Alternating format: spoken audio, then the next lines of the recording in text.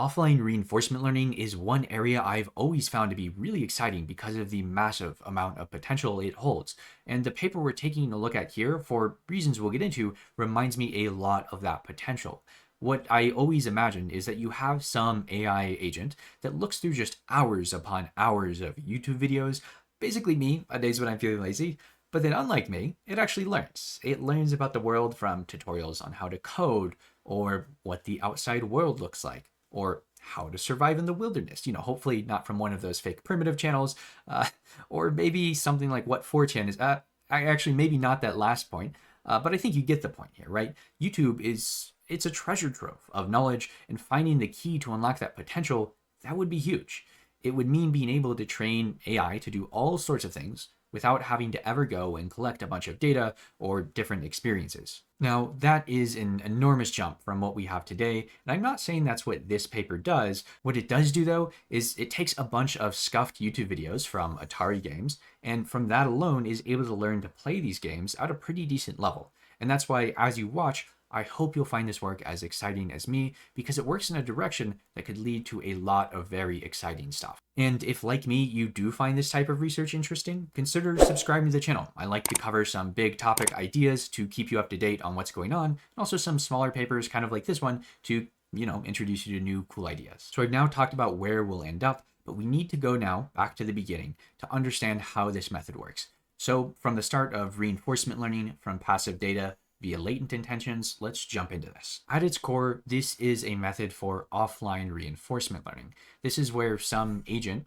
learns how to achieve some goal based on experiences gathered in a static dataset. The idea is essentially to learn by example. The difference between this and an area like behavior cloning, which is exactly what it sounds like, is that instead of just copying the given examples, you want the agent to learn to take the best from what it's seen to be able to do even better than any of the single examples given in the dataset. Sergey Levin from Berkeley has a way of putting this that I quite like, and it's that the goal of offline reinforcement learning is kind of like trying to get order from chaos. You piece together the best parts of each of these little examples so that you end up with something that is better than all of the individual examples. There is a reason, though, for why you can't just take normal offline RL and apply it to videos from, say, a site like YouTube. As the authors say, unfortunately, this data cannot directly be ingested by conventional RL methods, as it often depicts agents with different embodiments, with different goals, and with different scenarios from the agent we wish to control. And because of that, we now get into what this paper does differently.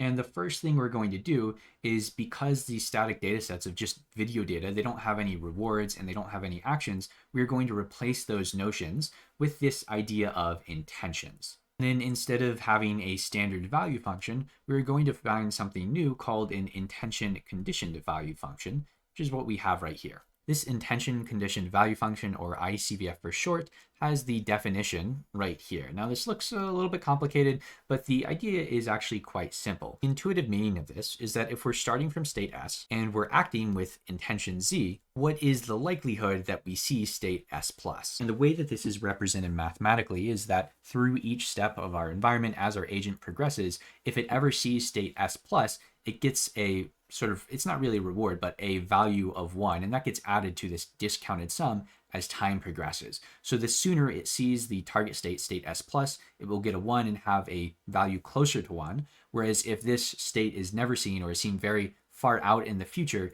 because we have this compounding discounted factor, we'll have a value very close to 0. If that's confusing at all, we can actually understand this a bit more intuitively by looking at it visually. In these 4 figures right here, we can see an example ICVF visualized with different start states and intentions. So in this first case, the start state is right here, and the intention is to get to this state. What you'll notice is that all the states that are not on this path are all very dark, meaning that they have values of 0, while the states that are on this path that will go from S to S of Z, when these states are plugged into our ICVF as S plus, you can see that they are values much closer to 1 because they're on the path right. In other words, if we start in state S and we're going to state S of Z, each of these are on that path. That's essentially all the ICVF is. It's telling us the likelihood we see one of these states if we're going from S to S of Z.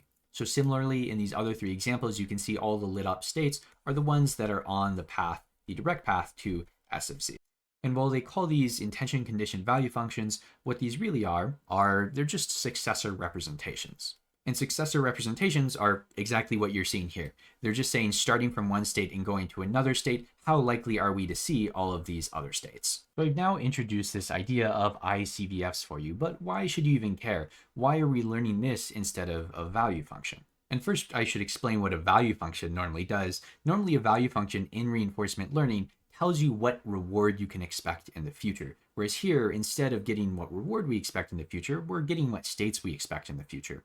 And you might notice that these are very related, and that's no coincidence. One very neat feature of these ICVFs or successor representations is that when you combine them right here with the reward, you just multiply them together, you can get back an actual value function. And so the question as to why this is useful is because this decomposition allows us to learn the dynamics and the rewards separately. In other words, if the reward changes, which it very much might, because we're learning from these videos where people might have different goals or be trying to get to different states, well, even if that changes, we can relearn all the dynamics we've used, and all we need is the new reward function to get back our value function of interest. So this is one way that we can learn a bunch of different value functions without having to actually learn each one individually. Now, you might ask, another way you could potentially do this is have a value function that takes in S and is conditioned on your intent, Z. So another question might be, why are we doing this sort of complicated ICVF thing instead of just learning a intent conditioned value function? And the reason for this is something that I can't quite answer yet because there is a reason. We just have to get a little bit further in this paper so that I can give you a satisfactory explanation. So we've now talked about why successor representations can be useful, but now of course there's the question, how do we learn them? And the way we'll learn these successor representations is by breaking them up into three components and sort of learning those three components separately. You can see those three components right here. This equation looks a bit confusing, but don't worry, intuitively it actually makes a lot of sense. As I mentioned, there's three components. The first right here is a representation of our starting state. Next, we have a representation of the actual successor representations. So the representation between start states and end states, how likely you are to see one from the other. We'll just call this whole thing right here M of Z. And then we have the representation of the end state. And because this is a little bit confusing to go through the exact math, I think a simple example will be the best way to show this. So for our example, I've started out by drawing an example of what M of Z might look like when we only have three states. To show you how these three terms interact, let's now decide on a starting state. So I said we only have three states, and we're going to represent our states as one hot vector. So state number one, for example, is going to look like this. We take the transpose, and then we multiply these to this vector with this matrix. So you multiply these together, this one gets multiplied by this row, and we end up with 1, 0.1, 0. And now we want to take our S plus state. In this case, let's say we're going to maybe the second state. So the representation of the second state, of course, would look like this, 0, 1, 0, a 1 in the 2's place. And when we multiply these together, the 0 gets multiplied by the 1, this 0 by this 0, and this 1 gets multiplied by this 0.1. So that's the only thing that goes through, and we end up with a 0.1. So that's interesting and all, but what does this all mean? Well, going back through this process, what we did is we started with the original state. The original state would be our first state. And from that, we say we want to get the first row of the successor representation. So this row is basically all the possible states you can reach from the first state. And then from that first state, there's three states you can possibly reach, right? You can reach yourself, which you have a 100% chance of immediately reaching yourself. Hence the value of the first state to the first state is 1. But what we were interested in is the second state. So we ended up getting the 0.1. So we're essentially using the first state and the target state as indexers for this whole matrix right here, which has all the potential likelihoods going from one state to another. So that's what all this is. We're just indexing the successor representation matrix. And now that we understand how we can break this up into three components, I have to tell you something that I won't be able to show you the math for in this paper because it's quite a bit, but either, you can trust me or you can look this up. And it's that this idea of successor representations where we have these like very simple states, this clearly works well when we have three states. It's very easy to do, but imagine Atari where we start getting a lot more states, things get a lot more complicated. Instead, you could use, for example, a feature vector for this state, and you would end up having a different matrix M of Z, but this would still work. And that is what we're doing down here. We want to generalize this idea to have a representation function for our first state a representation function for our target state, and then some function that goes from intentions to get us our M of Z matrix. So this is how we're going to learn this. We're going to break it up into 3 different networks, and 2 of these networks are, again, for learning representations, and then the last one is going to be learning our M of Z matrix. And then when we multiply all those together, we get our successor features is now what they're called instead of successor representations. So this will be the goal, not really the goal of this paper, but a big part of it is learning this in this way where we have these 3 networks and do this sort of training. So hopefully that made sense, because we're going to go back now to the question I asked earlier. And the question I asked earlier, if you remember, was, why are we doing this? This is very complicated, right? We're breaking this up into 3 different pieces, and we have to learn each of these different pieces, whereas one other possibility is we just learn one value function. With one, we have a z that is, it's conditioned on this intent, but then we only need to learn one value function, which is much simpler. So we can now almost answer that. I just need to show you one more thing. And what you're going to see is that this decomposition into these 3 components is actually very helpful. What this equation, or these equations down here, show is that if we start from this ICVF and multiply it by our reward, remember, we can actually get back our value function. So this is what we talked about earlier. If you move around the equation a little bit, this is what you get. And what this says is that the value function is equal to the starting state representation times our successor features matrix times this other function. And because these are each linear transformations, we can group this as sort of one linear transformation. And what we can say is that the representation of our starting state can be linearly transformed to get any value function we might care about in theory.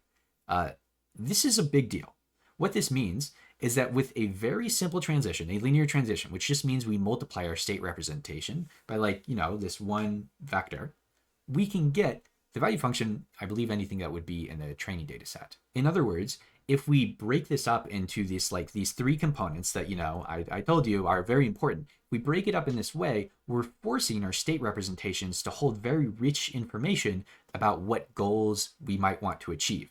So this is why we do this. This is the real reason why we go through this whole process. It's because it forces us to learn rich representations that will likely be helpful for downstream tasks. And the reason we want to do this representation learning is because we don't want to learn just, how these YouTube people are doing stuff. We want to learn how they're doing stuff so that we can use it for our own learning downstream when we actually go to do these tasks ourselves, right? So by doing this, we have a representation, we learn a state representation that we can take from this and reuse for downstream training. One thing they'll actually show in the ablations later is that if we don't format it like this and instead we just learn one value function that's conditioned on z, like I mentioned earlier, this actually, that doesn't work very well at all. It is this property right here that is so important for learning these rich representations. Now we have most of the background, finally. It took some time, but we got most of the background, which means we can move on to the algorithm. And the algorithm, thank God, is kind of short and sweet. It's short and sweet, but it is still a little bit confusing. But if you've understood everything we've gone through so far, hopefully not so much so. First, I'll explain this algorithm at its full depth, and then afterwards, I'll summarize it in case you don't want to sit through all the nitty and gritty stuff. Or you can just skip to the time code on the screen right now if you want to skip past maybe some of the more confusing in-depth stuff. Okay, looks like you didn't skip, so let's dive into this algorithm. So we start with a few things. We start with a passive data set of observations. So this, again, it could come from something like YouTube, or maybe just you're using a robot and you record the data, something like that. The next things we're going to have are each of these networks, right? We talked about how each of these networks that make up the ICVFs are things that we're going to sort of learn separately. So we need to initialize those networks. And then we are going to define the ICVF and also the derived value model. Don't worry about this right now. We're going to come back to this part later. But there is one thing that we're going to talk about right now, and that is choosing a set of intentions Z. So we have not really touched on this yet, right? We've talked a lot about how we're going to be conditioning on intentions, but we don't actually know the intentions of people playing Atari games on YouTube or something, right? So what we can do instead is we can assume their intentions based on what they did. If they went to state S+, then we can assume they were trying to go to state of S+, and use the data in that sort of way. But that still leaves the question of, even if we're going to assume, the player's intentions is to do what they did, how do we turn those intentions into vectors that we can put into our models, right? Z is an input to some of these things. So how do we where does Z come from?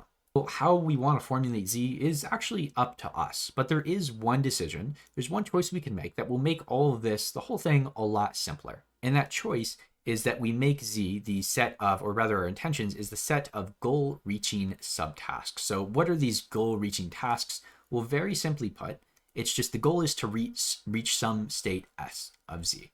So this could be any state. It could be a subset of states you choose. It could be, one of like all possible states. And when you reach that state, you get a reward of 1. They have this sort of down here. And when you reach any other state or do anything else, you get a 0 reward. So the whole point is just reaching this state s of z. But again, s of z, it differs depending on what z is. Now, this is actually an interesting choice for a reward function. The idea of, having a reward of 1 for the target state and 0 for all other states, wait a second, that sounds kind of familiar, right? Sounds almost like the same way successor representations work. And indeed, now that we've come back to the original definition of successor representations, that is exactly what it is, right? When our current state equals our target state, we get a reward of 1. And otherwise, we get no reward. So over here, I said earlier, we can ignore this, right? Well, all this is instead of being like the normal ICVF, this is just the reward function.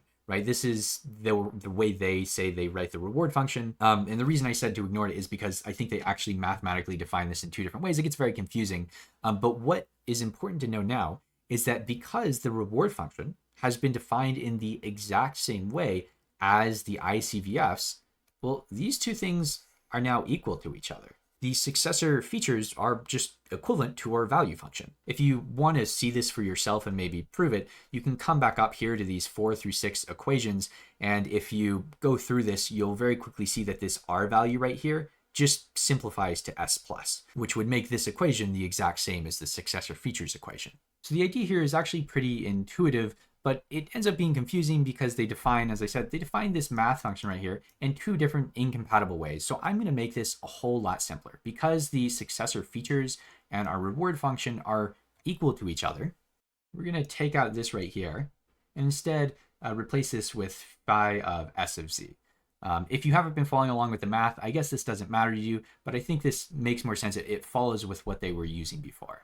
So that was a bit. So the final summary for anyone who's still lost, this is our ICVF. It is a successor feature function that tells us how likely we are to reach state S plus, starting from state S, if we are acting with some intent Z. And it also doubles as our value function, telling us how much reward we expect under this intent. It can be both at the same time because our goal or intents are to reach certain states, which is exactly what successor features are, hence the equality. And with that understanding, let's move into the actual body of the algorithm here. We start by sampling some data from our data set. That's first going to be a transition. So this is just going to be going from one state to another. Remember, we don't have actions or rewards or anything like that. So just S and S prime. Then we're going to sample S plus. So this is going to be some potential future outcome. So it's just some random state that maybe we're trying to get to, and then some intent Z. But Z is actually sampled together with S plus because remember, the intent is just to get to some specific state. So these sort of correspond to each other. You sample some state and that tells you what your Z is. And the first thing we're going to do with this data is we're going to use it to check if this state transition, this S to S prime, is a move an agent would make if under this intent. Because if the transition and the intent were sampled separately, right, they're sampled independently, we don't actually know if that's the case. We don't know if this movement is going towards the end goal, or it could be completely off the path. And if it is completely off the path, then we don't want to use it as part of our update. To check this, we estimate the advantage, which takes the difference between the current value and a one-step prediction of the value. Essentially, what this equation is asking or trying to get is, it's trying to get at how does our likelihood of reaching the target state change if we take specifically this transition compared to whatever we would do otherwise. And if the likelihood is higher, or in other words, if this value is pretty positive, then the transition is likely a good one for the current intent, and so we will continue with it. Otherwise, this transition likely takes us away from the target state. It's not something we would want to do under this intent, so we don't want to update it, and we'll just go on and repeat starting from the next sample. Now let's say we do decide to use this sample, and it might not actually be we use it or not. I think we just wait based on the advantage. But if we do want to do this update, then we do the update based on the IQL algorithm, which is an offline RL method. You can see a full breakdown of the terms right here. First, we have the waiting term, which just keeps, I think, the offline RL stable. And then the next two terms make up a temporal difference or a TD loss. We have our current estimate of the value, and then again, we have a target estimate of the value, which is just a one-step target. In other words, they are both estimations of what our current value should be. The difference being is that the target estimate has one extra step of data it's using right here, so it's likely to be a bit more accurate than the current estimate. So we're trying to move the current estimate towards this target estimate, which we think is going to be a little bit more accurate. And that's the idea of temporal difference updates. So you throw this whole thing together and we're updating our value function to be a little bit more accurate while weighting it in a way that increases stability. And you can see that is the exact equation they use down here. And that's essentially the whole algorithm. At the end of this, we just take theta of s and we use those state representations in whatever downstream RL task we care about. And that's really all there is to it. More so, the understanding of how each of these little components interact together is where the real meat of this lies. So we've finally gotten through all the hard and complicated math and whatnot. So now we get to reap the rewards and see how does this algorithm perform. We can start taking a look at the results. For the first environments, the authors take a look at the ant maze environment. So that's, I think, what you see in the bottom here. They look at a few variations of this for testing in this first batch of experiments. In these experiments, they use two data sets that both are data from these ant maze environments. The first data set has 1 million observation only transitions. So these are used for the pre-training for the ICVF and the other baselines they use just for the pre-training. And they have a separate data set that has 250,000 samples, but this time it also has the actions. So in these three figures we have that we'll first be looking at here, the first one shows us the downstream performance. So this is first some sort of pre-training has been performed, and then after that, the downstream training is performed using those state representations that we learned. And I'll first give a brief overview of each of these baselines because there's a few of them we use here. First up, there is VIP. So VIP pre-trains by estimating the distance between different states. Next up is curl. Curl sort of matches representations together, so it has a loss that tries to put states with two different augmentations together. So maybe one has like a random crop and another is turned in, like has a color filter over it, but they're the same observations, or they originate from the same observations. So those observations should have similar representations. Then there is CPC, which matches representations in a similar way, except for instead of using these augmentations, it matches states that are on the same trajectory. So states on the same trajectory should have similar representations. And then the last one here is RLV. This one's a bit different. It learns an inverse model. So this takes two, like a observation and observation pair, a transition pair, and predicts what action was taken to go from the first to second observation. Then it uses that inverse model to label a bunch of unlabeled data for training. It labels them with actions, right? Note that this does require data with actions in the first place, which is not something the other algorithms have access to. So it requires a bit of privileged information. For that reason, it would hopefully do a bit better. And perhaps that is the reason why at the very beginning of all this, RLV does outperform some of these other algorithms. However, as we can see by the end of this, the ICVF method is probably doing the best, though there is a little bit of overlap in the confidence intervals. There are only 5 seeds, so it's not certain, but just looking at the trajectory, it does look like it's doing quite well. Next, we have the representation quality, which is measured by the difference between the predicted and the actual value functions. Here we can see that, without a doubt, ICVF is very clearly doing the best. One thing that I thought was interesting is that RLV is doing the worst, at least except for curl, which isn't even on this graph. I don't know if it's just they didn't run it for this or it's just that bad. Yet RLV, does pretty good on the downstream performance. So, just shows you it's not a one-to-one. I wonder what's up there. Lastly, the authors test the ICVF composition. If you remember early in the video, I mentioned the importance of breaking the ICVF into these 3 different components that we learn separately, as opposed to just having one like singular value function, right? At least one network for the value function. And that's what they test here. The first thing they test is what happens when they just completely drop out TZ, which is the successor features matrix, right? It does terribly. Honestly, that is no surprise at all. If it really learned anything, it would be kind of crazy. And then the next thing they test is what's really more interesting, and that is instead of separating this into three different functions, they just have them all sort of concatenated and thrown, all the inputs, right? Concatenated and thrown into one model together. Now, this doesn't work for the reason I would imagine I mentioned earlier, which is that when you throw them all into one model together, the specific network for the start state, which is what we'll be using to do the transfer, right? It's not forced to learn anything interesting in that part of the network. Whereas if we do break it up and learn successor features, then that state representation network is forced to learn interesting or like very important features. So that's likely why we see these results. And this is sort of showing that that is indeed the case. Because of course the actual method performs much better than either of these alternatives. In the next experiment, the authors test on this X magical environment, or maybe I should highlight all the way down there, but this is an interesting environment because the agents are not always the same. The goal is always the same. It's always to push these boxes into this pink area up here, but sometimes these shapes of the agents, as you might have seen, actually change from environment to environment. And because the shapes of the agents are changing, that also means lots of times they're going to have different actions. I think these results are some of the most interesting because on the right here, we see the results for cross-embodiment. For these experiments, pre-training is done on all but one of these types of agents.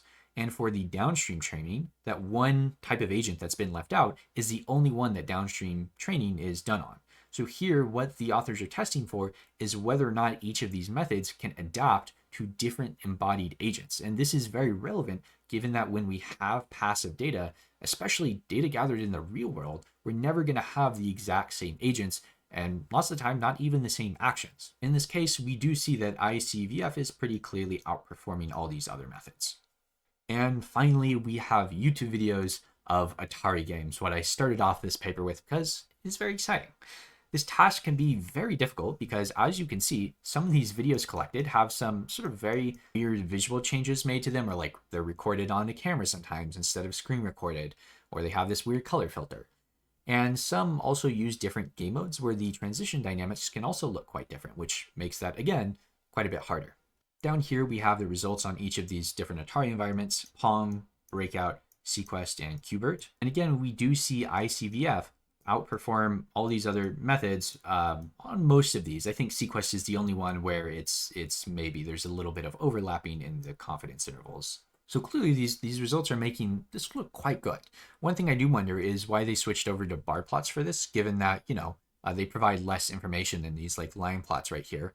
It makes me wonder if maybe they were a bit messier, like they had very high variation or something, but I'm not sure. So overall, that's this paper. I think the idea here is very promising. The results are very promising too, though there are still a few questions and also a few criticisms I have. Still on this topic of Atari from YouTube examples, one thing I really wonder is how important having good data is. As I showed, or they show right here, they really highlight these sort of weird examples where there's like this red filter, or things are filmed on a camera, or they're using different game modes. But they also have other data that is just completely normal. That's probably very similar to what the actual emulator they use looks like, right? And that makes me wonder, do the weird videos, like how do they actually impact this performance? Do they help when you include them because they give you more data? Or perhaps do they hinder pre-training? Or perhaps do they hinder pre-training because of the fact that they are so different? Maybe this, maybe these right here would actually be higher if they didn't have all this weird data. That would certainly be interesting to know. Because if they do get rid of it and they see like no difference in performance, right?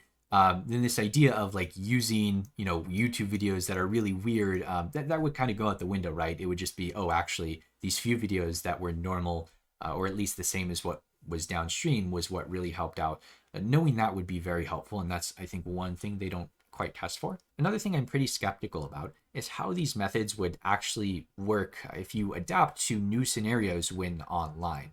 Though the training here is split into the pre-training and the downstream training phases on all of these different data sets, even the downstream training they do is offline. This never goes online. And what that means is that the agent has never been put in scenarios where it has to deal with unexpected situations.